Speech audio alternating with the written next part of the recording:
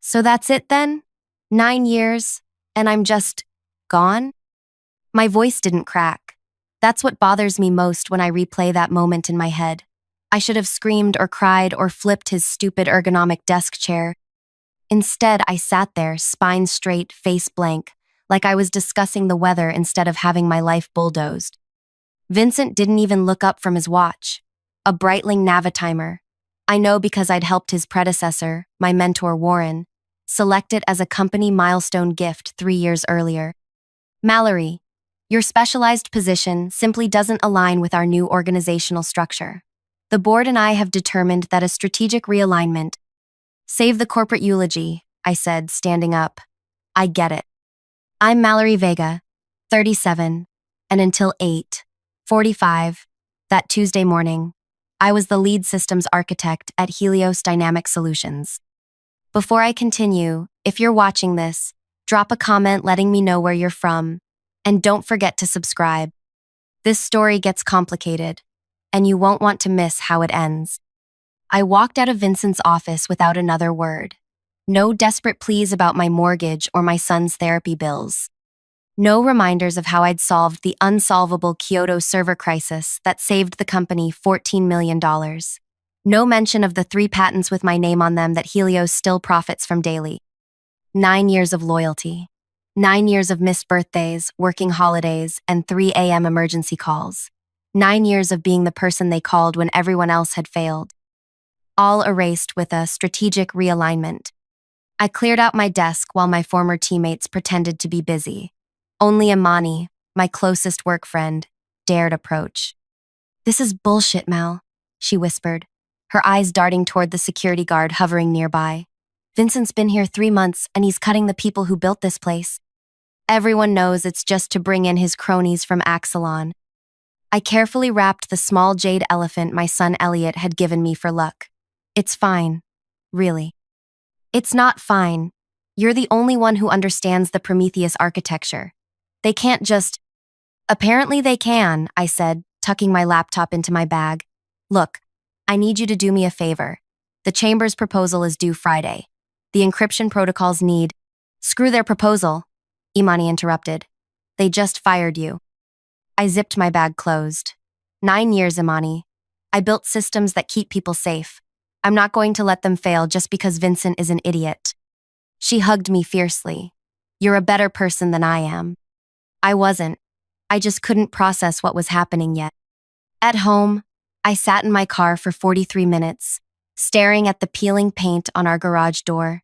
Elliot would be at school for hours. My husband Marco was at a construction site 2 hours away.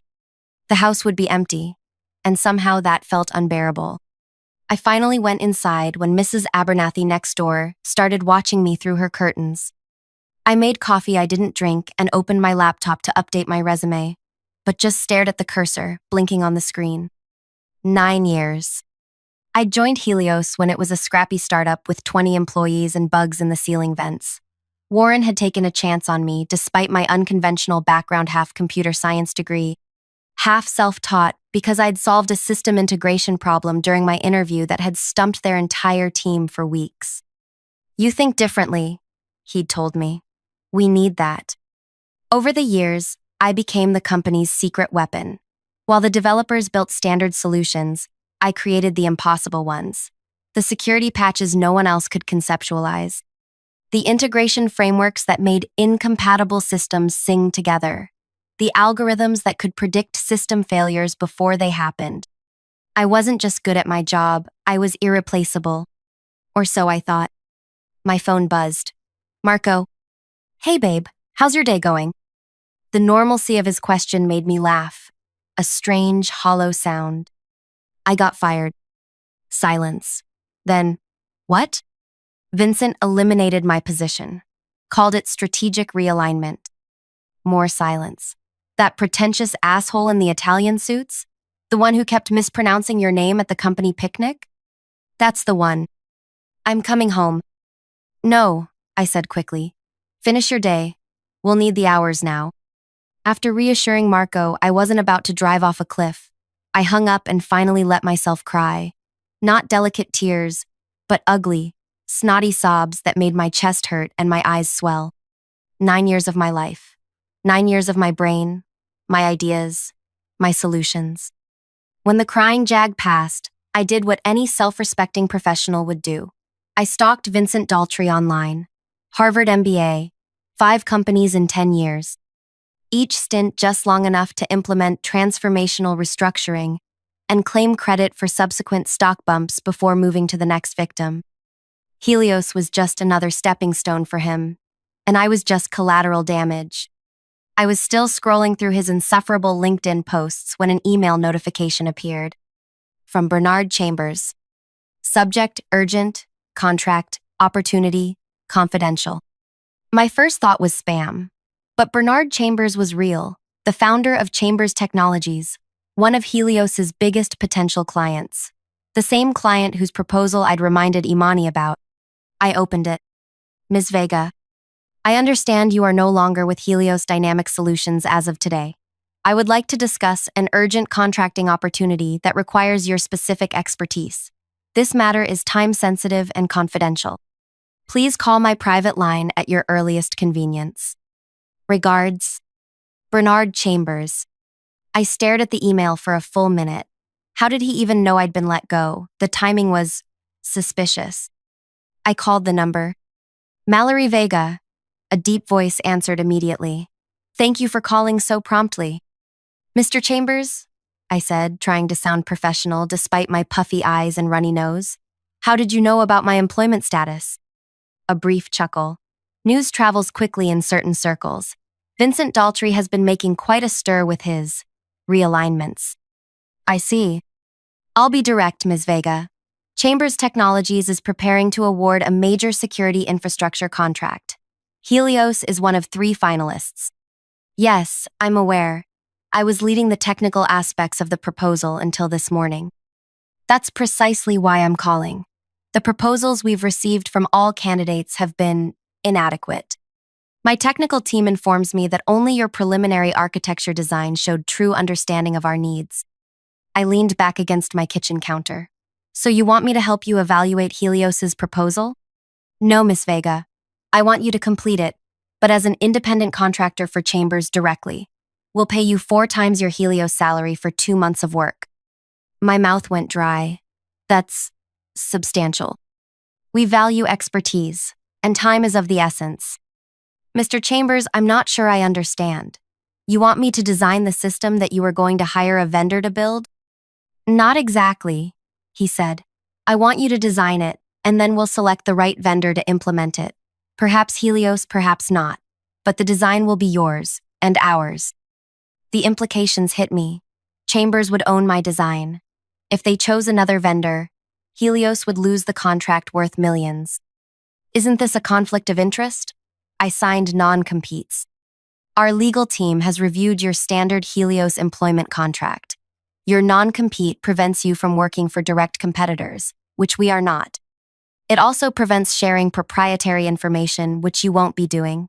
You'll be creating new intellectual property for Chambers. He'd done his homework. Still, something felt off. Why me specifically, Mr. Chambers? Helios has other talented architects. A pause. Ms. Vega, do you know why we approached Helios originally? Our industry reputation? You. Specifically you. Your work on the Prometheus framework is exactly what we need. When I learned Helios had let you go, I realized we had an opportunity to work with you directly. My heart pounded. I need time to think about this. Of course, but please note our deadline remains unchanged. I'll need your decision by tomorrow noon. After we hung up, I sat at my kitchen table, mind racing. The offer was incredible. Financially, it would erase the panic of unemployment. Professionally, it would be a high-profile project. But it would also be a direct blow to Helios. Without me, their proposal would be mediocre at best. Without this contract, their quarterly projections would tank projections that Vincent had undoubtedly promised the board. The petty part of me loved the idea. But something still nagged. The timing. Chambers reaching out hours after my firing? It felt coordinated. I called Imani. Did you tell Chambers I was fired? What? No? She sounded genuinely shocked. Why would they care? Bernard Chambers just offered me a contract to design their security system independently. Holy shit, she whispered. Mal, wait, have you checked your company email? I can't access it anymore. Vincent called an emergency meeting an hour ago. He looked like he was going to vomit. Something about Chambers putting their contract decision on hold. I felt a chill. Did he say why? No, but he's been locked in his office with the board on a call ever since. After hanging up, I paced my living room, puzzle pieces clicking together. Chambers had known about my firing immediately. Vincent was panicking about the Chambers contract. The timing wasn't coincidental. I opened my laptop again and searched for connections between Bernard Chambers and Vincent Daltrey. Nothing obvious in public records. But then I found a Bloomberg article from last year about Vincent's previous company, Axelon. Chambers Technologies withdrew from acquisition talks with Axelon Systems yesterday, citing irreconcilable differences in corporate culture. Sources close to the negotiations suggest Chambers' concerns centered around Axelon's aggressive cost-cutting measures under CEO Vincent Daltrey. Suddenly, everything made sense. This wasn't just about hiring me for my expertise. This was Bernard Chambers sending Vincent Daltrey a message. I was being used as a pawn in a corporate chess match. The question was, did I care? I thought about Vincent checking his watch while dismantling my career. About 9 years of dedicated work dismissed in a 15-minute meeting. About how he couldn't even bother to learn how to pronounce my name correctly. No, I didn't care. In fact, I was beginning to see an opportunity. My phone buzzed with a text from a number I didn't recognize. Ms. Vega, Vincent Daltrey here. There seems to have been a misunderstanding this morning. Please call me at your convenience to discuss. I laughed out loud. The desperation was palpable even in text form. Another text came through moments later. We're prepared to offer you your position back with a significant compensation adjustment. Too late, Vincent. My doorbell rang. I opened it to find a courier holding a package. Delivery for Mallory Vega. Inside was a sleek laptop with a Chambers Technologies logo and a handwritten note from Bernard. For your consideration, contract papers enclosed. The laptop is yours, regardless of your decision. The contract was simple but generous. 4 times my salary. Full ownership of my designs credited to me but licensed to Chambers. Freedom to work from home. And a clause that specifically allowed me to accept other work afterward, including from Helios if I chose. Bernard was giving me leverage. My phone rang again. Vincent. I let it go to voicemail. I spent the afternoon reviewing the contract and researching what had happened at Vincent's previous companies. The pattern was clear.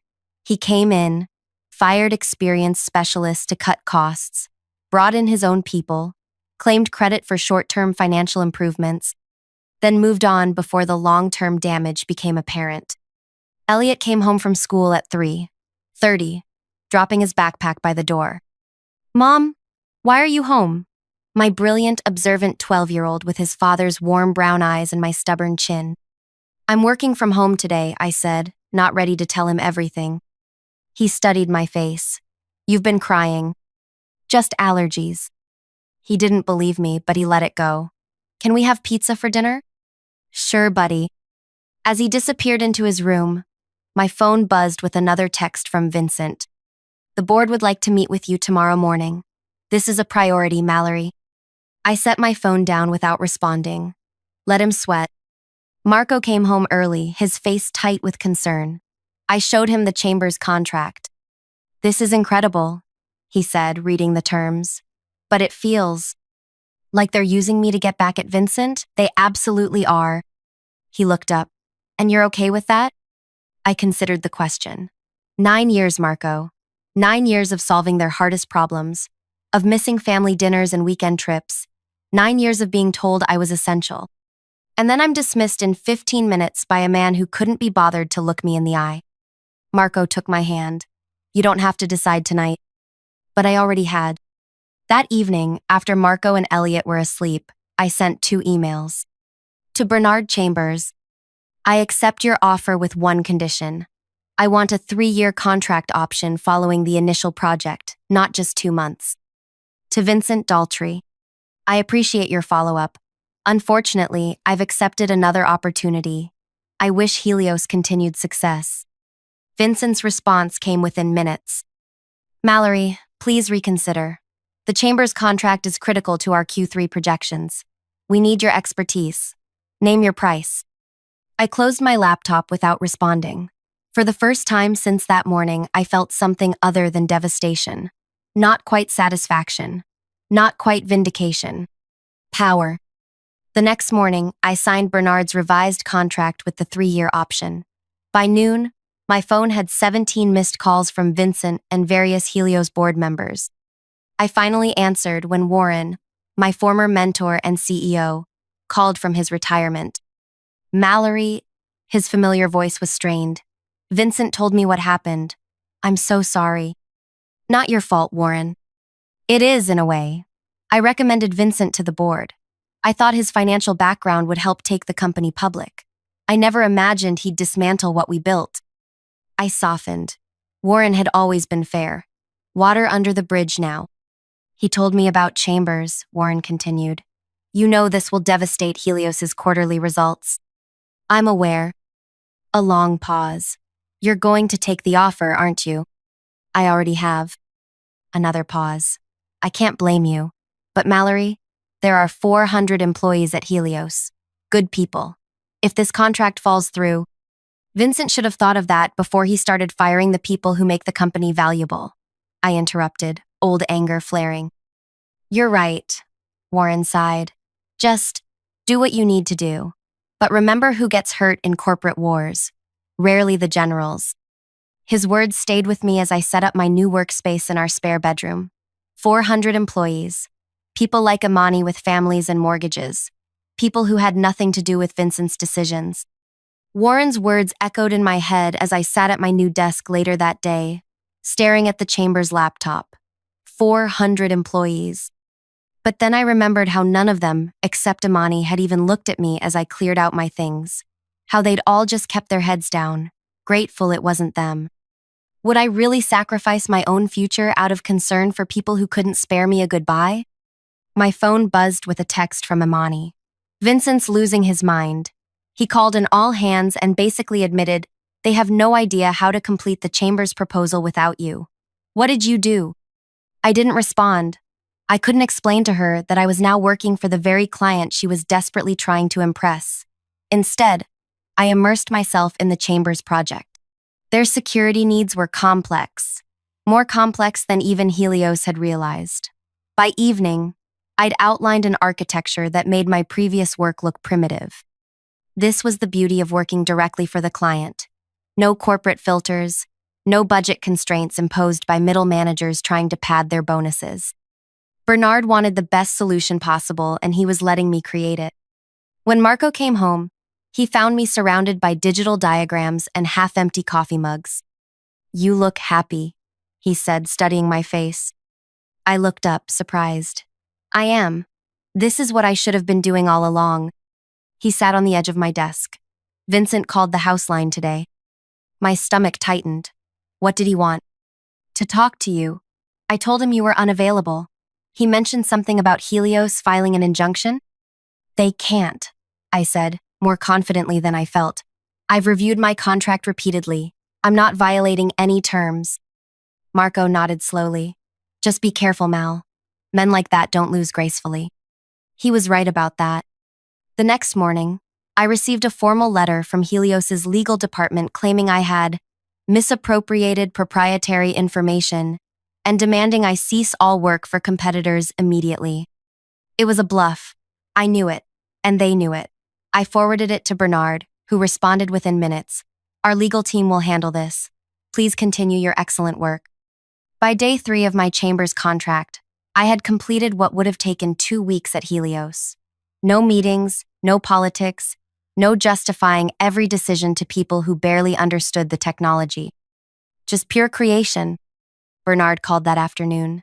The preliminary designs are impressive, Mallory. I'd like you to present them to our executive team tomorrow. So soon? Time is of the essence. And there's something else. Vincent Daltrey has requested a meeting with me. My heart skipped. About what? He didn't specify, but I can guess. I thought you should know. After we hung up, I sat back in my chair, conflicted. Part of me wanted Vincent to beg Bernard for mercy. Another part felt uneasy about being the cause of Helios's potential downfall. That evening, Elliot came into my office while I was preparing my presentation. Mom, can I ask you something? Always. He fidgeted with the jade elephant he'd given me, which now sat on my new desk. Are you getting revenge on your old company? I froze. What makes you ask that? I heard Dad on the phone. He told Uncle Raffi you were making them pay for what they did. Kids hear everything. I gestured for him to sit. It's complicated, buddy. Complicated like when Kyle H. pushed me at recess, and you told me that hurting him back wouldn't actually make me feel better? A 12-year-old throwing my own parenting back at me. Perfect. This is different, I said, but the words sounded hollow even to me. Elliot shrugged. Okay, but you always say we should be the people we want to see in the world. After he left, I couldn't focus on my presentation. When had my bright, thoughtful son become so perceptive? And why did his simple question make me feel so exposed? The next morning, I dressed carefully for my presentation at Chambers' charcoal suit. Minimal jewelry, hair pulled back, professional, commanding. I would show them exactly what Helios had thrown away. Bernard met me in the lobby of their gleaming headquarters. Ready to impress some very important people? Absolutely. As we walked toward the conference room, I spotted a familiar figure through the glass walls, Vincent Daltrey, sitting alone at the table, checking his watch. I stopped cold. You didn't mention he would be here. Bernard's expression gave nothing away. A last-minute development. Vincent requested to observe our meeting before his separate appointment with me. This isn't what we agreed to. No, it isn't, Bernard acknowledged. But sometimes, Mallory, justice is best served with witnesses. Before I could protest further, he opened the door and ushered me in. 8 executives in expensive suits turned to look at us. Vincent's face paled when he saw me. Ms. Vega will be presenting the security architecture she's developed for our new infrastructure, Bernard announced, as if this were completely normal. I stood frozen for a moment, anger and anxiety battling inside me. Then I looked directly at Vincent, at his shocked expression, his slightly disheveled appearance, the sweat beading above his upper lip. 9 years discarded in 15 minutes. I squared my shoulders and moved to the front of the room. Good morning. I'm Mallory Vega, your security architecture consultant. For the next 40 minutes, I presented the most brilliant work of my career. I explained complex security protocols in terms the executives could understand. I outlined innovative approaches that would protect their data while maintaining system performance. I answered technical questions with clarity and confidence. Not once did I look at Vincent. When I finished, Bernard spoke. Thank you, Mallory. This is exactly what we've been looking for. He turned to the executives. I believe this confirms our decision to work with Ms. Vega directly rather than through a vendor. One of the executives, a sharp-eyed woman in her 60s, spoke up. What about implementation? Designing is one thing, building is another. An excellent question, Bernard nodded. Mallory, in your professional opinion, which vendor would be best equipped to implement this architecture? The room fell silent. Everyone knew what was at stake. This was the moment Vincent had come for to salvage the Helios contract, even if he couldn't get me back. I could feel Vincent's desperate gaze. I thought about the 400 employees at Helios, about Warren's warning, about Elliot's question. For implementation, I would recommend Lyra Systems, I said clearly. Their development team has the specific expertise this architecture requires. Not Helios, not Vincent's company. The woman nodded, satisfied. Vincent made a strangled sound. Bernard dismissed the executive team but asked Vincent and me to stay. When the room emptied, he closed the door. Well, that was illuminating, he said, looking between us. Vincent, you came here to convince me to award the contract to Helios despite losing your key architect. Mallory just demonstrated precisely why that would be a mistake. Vincent finally found his voice. This is corporate sabotage. We'll sue both of you. I laughed. Not a polite chuckle, but a genuine, incredulous laugh. For what? For firing me and then watching me succeed elsewhere? Good luck with that. You know this will devastate Helios, Vincent hissed. The board will have my head. Perhaps they should, Bernard said mildly. Firing the person most essential to winning a critical contract doesn't speak well of your judgment. Vincent's face flushed dark red. You orchestrated this. You poached her deliberately. I recognize talent you discarded, Bernard corrected. There's a difference. I watched this exchange with growing unease. The revenge felt good, seeing Vincent squirm, watching his career implode in real time. But something felt off about Bernard's role in all this. May I ask a question? I interrupted. Both men turned to me. Bernard, when exactly did you decide to hire me directly instead of working through a vendor? A fleeting expression crossed Bernard's face, caution perhaps. When I learned you were available. And how did you learn that so quickly? I was fired at 8:45 a.m. You emailed me at 11:23 a.m. the same day. Vincent looked between us, confusion replacing anger. Bernard smiled thinly. News travels fast in business circles. Or, I said carefully, you already knew it was going to happen. You knew Vincent was planning a restructure that would eliminate my position. The room went very still. That's absurd, Vincent sputtered. Why would I tell a potential client about internal reorganization plans? But something had changed in Bernard's expression. The benevolent mentor mask had slipped, revealing something colder. You didn't tell me directly, Bernard said to Vincent, but your CFO, Julian Carter, serves on the same nonprofit board as my wife. He mentioned at a function that Helios was undergoing significant personnel changes under your leadership. Specifically, that you were eliminating redundant technical positions to improve the balance sheet before an IPO push. My stomach sank, and you realized I would be a target. Bernard nodded. Given your salary level and specialized role, it seemed likely. I simply prepared for the possibility. I turned to Vincent. So this strategic realignment wasn't even your original idea. You were just following a standard MBA playbook to impress the board with cost-cutting before going public. Vincent had the decency to look ashamed. And you, I continued, facing Bernard, saw an opportunity to get what you wanted at a discount. Cut out the vendor entirely, hire me directly for a fraction of what you would have paid Helios, and get the exact same expertise. Bernard spread his hands. Business is business, Mallory. We all made our choices here. The bitter taste of manipulation filled my mouth. I'd been so focused on Vincent's betrayal that I'd missed how Bernard was using me too. Different methods, same fundamental view, that I was a resource to be exploited, not a person with dignity. I gathered my presentation materials. I believe this meeting is over. Mallory, Bernard started. Don't be dramatic. Your contract is still intact, I finished for him, and I'll fulfill my obligations. But let's be clear about our relationship. I'm not your weapon against Vincent. I'm not your discounted solution.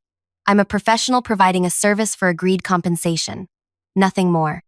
I walked out without looking back, my hands shaking but my spine straight. In the parking garage, Vincent caught up to me. Mallory, wait. I kept walking toward my car. Please, he said, his voice stripped of its usual corporate polish. I need that contract. Without it. I turned to face him. Without it, the board will fire you. Just like you fired me. He nodded miserably. Probably. How many others were on your cut list? How many more 9-year veterans were getting 15-minute dismissals this week? Vincent looked away. 17. The number hit me like a physical blow. 17 people. 17 lives disrupted so you could impress the board with your cost-cutting prowess. It wasn't personal. That's the problem, I said quietly. It should have been personal. We're people, Vincent, not line items. I got into my car and drove home in a daze. My triumphant moment turned to ashes. I wasn't a hero getting justice. I was just another pawn in a game between powerful men. At home, I found Marco and Elliot in the backyard. Marco teaching our son how to check the oil in the lawnmower. Simple, practical knowledge passed from father to son. Real value. How'd the big presentation go? Marco called. Complicated, I said. I'll tell you later. That night, after Elliot was asleep, I explained everything to Marco. The manipulation from both sides. The revelation that 17 people were slated for Vincent's chopping block. So what now? He asked when I finished. I stared at the ceiling. I don't know. I'm still legally obligated to Chambers. And honestly, the work itself is fascinating. But knowing how Bernard orchestrated this. Marco took my hand. What would make this right for you? Not what would hurt Vincent most or what would satisfy Bernard, but what would make you feel whole again? I considered his question for a long time. The people, I finally said, knowing that the 16 others won't lose their jobs the way I did. Then maybe that's your answer. The next morning, I called Imani. I need information. About time. Everyone's freaking out here. Vincent looked like a corpse when he came back from Chambers yesterday. I need to know who else is on the layoff list. A pause. How do you know about that? Vincent told me. 17 people total, including me. Jesus, she breathed. Let me check with HR. Layla owes me a favor. An hour later, she sent me a text with 16 names. Most I recognized, a few I didn't. All skilled specialists with institutional knowledge. All with salaries that would look good to eliminate on a pre-IPO balance sheet. I spent the day working on the Chambers project while forming a plan. That evening, I called Warren. Mallory, he answered, surprised. I heard about the Chambers meeting. Vincent is, well, desperate is putting it mildly. I'm not calling about Vincent, I said.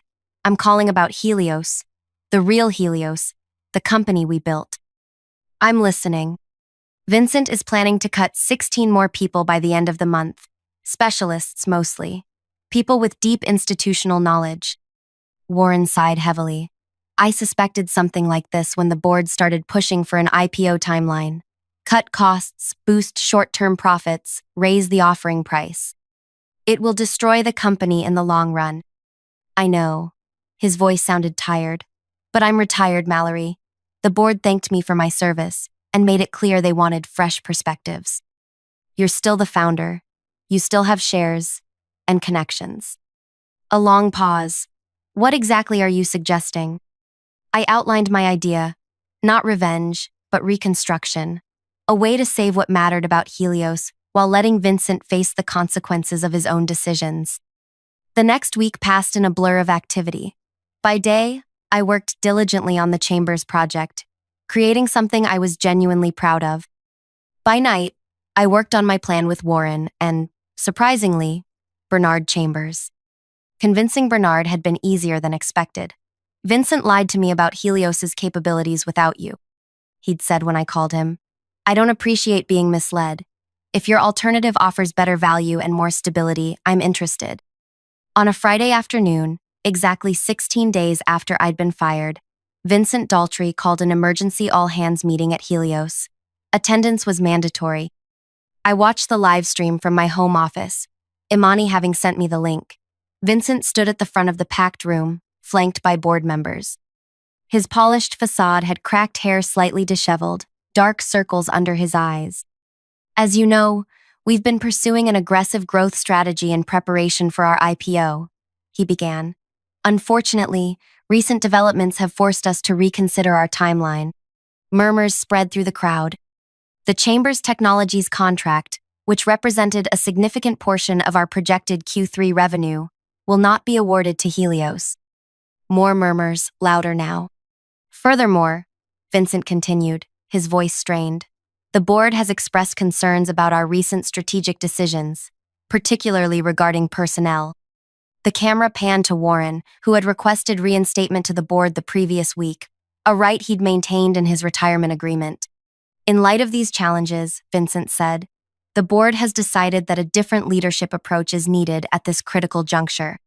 Translation: Vincent was out. Warren stepped forward.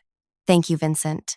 As founder and newly reinstated executive chairman, I want to address the company. The relief in the room was palpable. Helios was built on innovation and expertise. Warren continued, our strength has always been our people. The board has unanimously decided to pause the IPO preparations and refocus on our core capabilities. He outlined a new direction, or rather, a return to the old one, prioritizing expertise over cost-cutting, innovation over short-term financials. And then came the part I'd been waiting for. I'm also pleased to announce a new strategic partnership with Nova Technical Solutions, a specialized consultancy that will work alongside Helios to deliver the Chamber's Technologies project and other key initiatives. The camera showed confused faces around the room. No one had heard of Nova Technical Solutions, because it hadn't existed until 3 days ago, when I'd officially registered it with the 16 other specialists from Vincent's cut list as founding partners. Warren explained how Nova, my new company, would collaborate with Helios on the Chamber's project, how we would bring our specialized expertise without the overhead of traditional employment, how this model protected both Helios and its specialized talent from future strategic realignments. I watched Imani's face on the live stream as understanding dawned. Her eyes widened, and she began typing furiously on her phone. Seconds later, my phone buzzed. "You brilliant, magnificent bitch."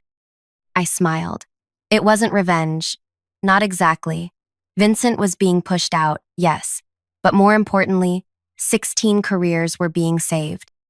The company Warren and I had helped build would continue with its soul intact, and I was creating something new, a home for specialists who wanted to do great work without corporate politics. The following Monday, I walked into Chambers Technologies for my regular meeting with Bernard, but this time with Warren beside me. We'd negotiated a new agreement. Nova would design the security architecture, Helios would implement it, and Chambers would get the best of both worlds. As we left the meeting, Warren squeezed my shoulder. "You could have burned it all down, you know. After what Vincent did, no one would have blamed you." I thought about Elliot's question, about being the person I wanted to see in the world. "Revenge would have felt good for a day," I said. "This feels right for years." 6 months later, Nova Technical Solutions has 17 employees, all specialists who are undervalued elsewhere. We work with companies who understand that expertise isn't a luxury, it's a necessity. Helios is thriving under new leadership. Vincent, I heard, is consulting while searching for his next CEO role. As for me, I work from home 3 days a week. I make it to Elliot's soccer games. Marco and I had our first vacation in 5 years. And most importantly, I'm valued for exactly who I am, a woman who solves the problems no one else can solve. So that's my story. Have you ever faced a situation where revenge was tempting but you found a better way? Or maybe you chose revenge and don't regret it? I'd love to hear your experiences in the comments. And if you're watching this while feeling undervalued at your own job, remember, your worth isn't determined by people who can't see your value. Sometimes, the best revenge isn't about destroying what hurt you. It's about building something better. If you enjoyed this story, don't forget to like and subscribe. I'm working on something new about corporate culture and would love to share it with you all soon. Because in the end, strategic realignment isn't just corporate jargon. Sometimes, it's exactly what we need to do with our lives when someone shows us who they really are.